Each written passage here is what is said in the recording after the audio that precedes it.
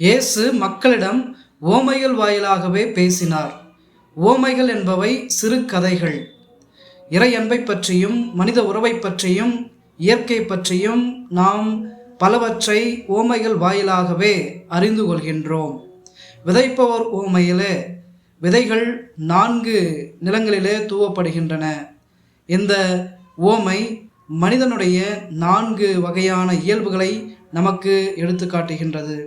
புளிப்பு மாவு ஓமையில இறையரசு அமைதியாக தொடங்கினாலும் அது மிகப்பெரிய ஒரு மாற்றத்தை கொண்டு வருகின்றது என்பதனை அறிந்து கொள்கின்றோம்.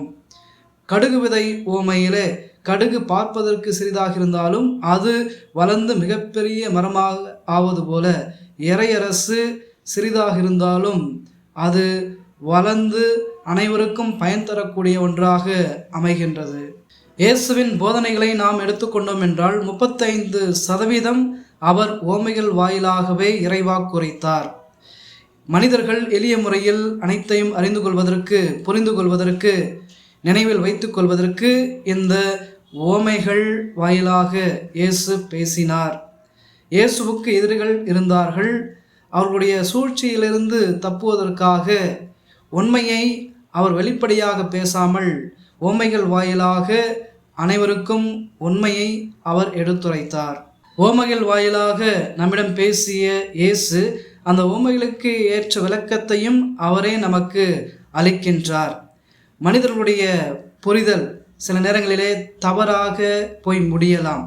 உதாரணத்திற்கு, இயேசு சீடர்களை பார்த்து, நீங்கள் வருகின்ற வழியிலே எதை பற்றி விவாதித்து கொண்டிருந்தீர்கள் என்று கேட்டபோது அவர்கள் தங்களுள் யார் பெரியவர் என்று அவர் பேசிக்கொண்டார்கள். அதுதான் அவர்களுடைய விவாதமாகவும் இருந்தது.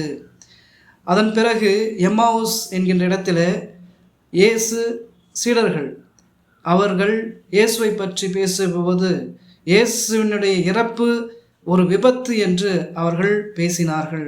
இப்படி மனிதர்களுடைய பேச்சு, அவர்களுடைய விவாதம் அனைத்துமே இந்த உலகை சார்ந்ததாகவும் அது பாவம் நிறைந்ததாகவும் இருக்கின்றன. ஆகவே நாம் இறைவார்த்தை புரிந்து கொள்வதற்கு, புரிந்து அதை ஏற்று நடப்பதற்கு நாம் இயேசுவினுடைய அருளை, தூய ஆவியினுடைய கொடையை நாம் ஒவ்வொரு நாளும் நாட வேண்டும்.